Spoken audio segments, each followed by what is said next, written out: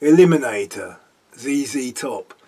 ZZ Top were a band I used to hear on the radio doing their Texas blues thing, and I quite liked the rawness and power trio-ness of it all.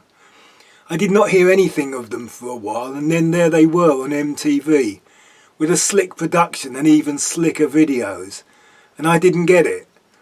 They had done everything they could to make their music easier to listen to, and when acts do that I usually find the music easier to ignore.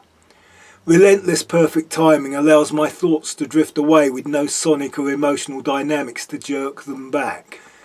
To my mind, the late 70s blast of raw musical energy had a positive effect on all the music of the time, even the old guard from the 60s, whereas the 80s overproduced synth and digital effects had a detrimental effect, especially on acts like the Stones, The Who and even Bob Dylan.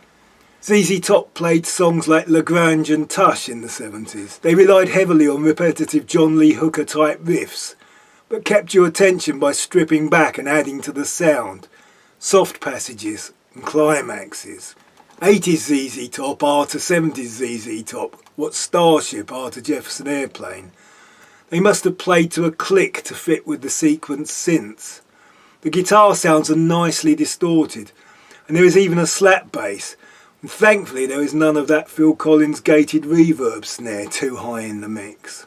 Now that I own a copy of Eliminator, which I bought from the Oxfam Beaconsfield Book and Music store, I have realised I needed to recommend it as a superior pop album. What it does have is well performed catchy songs, pop rock hits that stood out amongst all the overproduced product from the manufactured pretty boys and girls that was churned out by consumer orientated conglomerates at the time.